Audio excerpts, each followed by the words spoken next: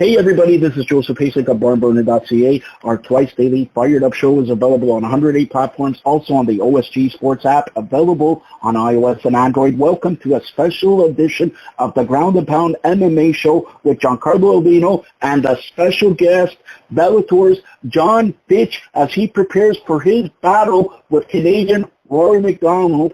Now, John, let me ask you, we're based out of Canada. So basically, what you have to do to defeat Canada's, well, right now, best MMA competitor? I just got to be me and put the pressure on, be tough, be strong, and get the job done. All right, Giancarlo, go ahead. Yeah, John, and you've really had a great last few years. You're 41 years old now and really done a great job in maintaining this high level of competitiveness in your fights and still able to dominate guys like Paul Daly and Jake Shields. What do you attribute that to? Is this something you changed in your training, or is it like a lifestyle change? What has led to this?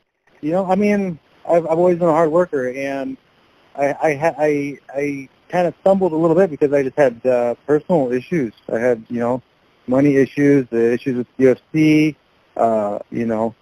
mental problems because of all the crap going on, 2 young kids to take care of. And, those things kind of got in the way a little bit and took me off my course and took me off trajectory. But I've collected myself, refocused, and put myself back on track. I think, after 2013, whatever, after the loss to Rustamar Polaris, I think I pulled my head out of my ass and really started refocusing and getting myself on track and getting myself back to the routines and to the training and to the passion and obsession that I had with the sport. And I think that really is what kind of started making the change, and then being able to slowly start dealing with my personal issues and figuring and sorting things out. Because, fighting is so much mental. Like, you can have everything perfect physically. You can have a perfect technique, perfect everything. But if you don't have your head in the right place, you're going out there, fighting with your arms tied behind your back. And, just to follow up on that, too, because as Joe mentioned, you're going to be fighting Rory MacDonald, our Canadian guy. So, looking in this bracket, the winner of this will fight Neiman Gracie. And on the other bracket, they got Douglas Lima and MVP. Out of all the fights so far that you've been able to watch and take in, which competitor at welterweight has really impressed you the most? I think Lima is a stud, man. Because he's got great stand-up, big power, good kicks, good punches, and he displayed some grappling ability in his last fight. So I think he's come a long way over the years, and I think he's looking really tough. And you mentioned your passion and everything like that. From when you began in UFC and mixed martial arts to now, has anything changed, or have you upped the passion? I started to have fun again. Right? Because when I started this, it was a lot of fun. It was an adventure. I was living a video game, living a martial arts movie, and then somewhere along the way, like, I hit a bump, and it became burdensome and confusing, and things just weren't working the way I thought they were supposed to, and I just wasn't having fun. And then I kind of refocused myself and set my eyes back on goals and setting those goals and looking for, ways to have fun and achieve what I needed to. And, a lot of things we cleared up with my personal life. Kids get a little bit older, they get a little bit easier to take care of. And, moving around the country, a couple of times that messed with me a little bit too, I think. So I think just being here in San Jose, refocusing, and then, focusing on having fun along the way, I think it's changed a lot. Are you the most happiest you've ever been right now in your career? Pretty much. I think, when I was young, when I was first starting out, that was a pretty happy time because the world was your oyster. I was doing something new. I was doing something different. And it was just a different time. But I think now is pretty great. I get my kids. We get to play. I get to train. I have a lot of fun. So I don't know. They're both great, but they're both different. So it's hard to say which is better. I always get this question. You've been fighting all over UFC, Bellator, and all other organizations. Is there something different upon every organization, or is just it's fighting, you got to train, and you got to fight, and you got to do the job? Or is there, one organization that stressed you out the most, and another organization, like you said, you're having fun? I mean, fighting is fighting, but there's also a business aspect to it. So, the money and those things, there's stress that comes into it. When I first started fighting, it was a lot of fun, there's a lot of adventure, but it was also stressful because shows would just get canceled a week out for no reason. Opponents would change out of nowhere for no reason. You might fight and then not get paid. So there was a lot of stress early on. And then getting into the UFC was super exciting. Everything was great. It was a lot of fun. But then the business started changing, and it started becoming not as fun. Like people, even the employees there, they started like walking on name shells because they didn't know if they were going to be fired, by the next show and be replaced with interns and losing sponsors and all that stuff. Like towards the end, before it got released with the UFC, like the backstage atmosphere changed. It was different. It wasn't as fun as it was before.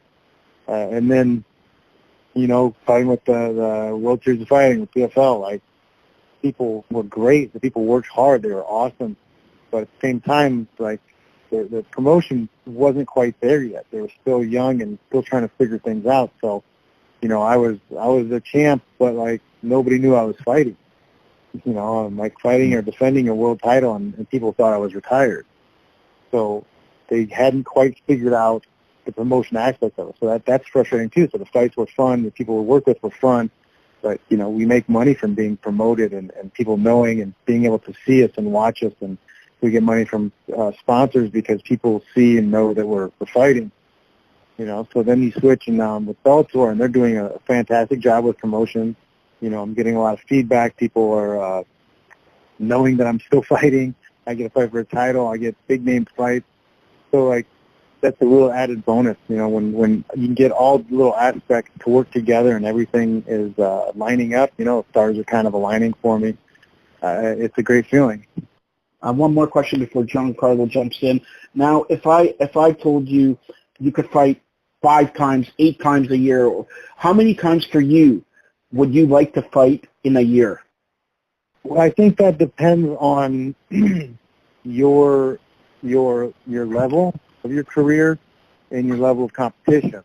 When you're first starting out and you're fighting lower level guys who are on your level, because you're 0-0 or 1-2 or 1-1, like when you fight guys with similar records, like you can fight more often, right? Because there's going to be a little bit of skill difference and mismatches along the way. And it's okay to fight 8 times a year when you're at the beginning stages. But as you get up and you start getting into the championship rank and your notoriety builds, well, you need to preserve your body. So you want bigger fights for more money against big-name guys. So, like, if you're a champion, fighting 2 times a year is great, as long as the money's right. So, like, this tournament is a great opportunity to fight, probably 3 times in a year, or maybe, slightly more than a year, but I think it's going to be 3 times in a year, to win really good money. So it's a great opportunity right now. But it all kind of depends on who's fighting and what level of competition you're fighting, what type of fight it's going to be. Giancarlo? Yeah, and John, you've fought some of the biggest names in MMA, like GSP and BJ Penn, and the list goes on. And right now, like some guys, once they get to like 40, 41, they entertain different fights, move up a class, maybe move down. Do you have any aspirations of going up in middleweight? Because I know you fought at middleweight in the past. You were successful in your fight. Do you have any thoughts of going up? I would like to win this tournament and then move up to challenge for the 85-pound title, and then that would probably be my last fight. If I could write the end of my career like a movie, that's what would happen. All right, so Bellator 220 happens on April 27th from San Jose, California, and Jon Fitch is in the main event against Canadian Rory MacDonald. Now, also, just a final question. Take us away from MMA. Do you like any other sports? I don't really watch many sports. I'm more of a doer. I'm not much of a spectator, but I am getting into hockey a little bit more. You know, I used to work strength and conditioning with the strength and conditioning coach, Mike Tenza. I was lucky enough to go to one of the games recently. They're in the playoffs right now. They're down 3-1. Hopefully, they win their game. I think tonight against Las Vegas. So you know, it's pretty cool to have a local sports team that everybody gets behind. I live downtown, so I know when there's a game because there's the wave of blue jerseys walking around. That's really cool. And then on Saturday, I'm going to go to one of the Quakes games. It's going to be my first soccer game I've been to, so that could be interesting. So what hooked you on hockey? You know, it's just fighting on ice is pretty cool. You think you could take out anybody or what? Those guys are monsters, dude. No way. I used to play pond hockey when I was young, and you know, I was a decent skater. But I took my kids downtown to the downtown ice to go skating, and holy crap! Like it's not like riding the bike. It's not like riding the bike. You don't just always remember. And final question: you think you could grow a beard like Joe Thornton? Man, my beard is actually looking pretty good right now. Pretty decent. It's not too bad. I'll probably get it trimmed up a little bit because I don't want to give up chin control. Somebody grabs my beard, but it's looking pretty good. Not too bad. All right. Best of luck in the main event of Bellator 220, and that's Jon Fitch. And stay tuned for more of the Ground and Pound MMA show. Thank you, Jon. Thank you.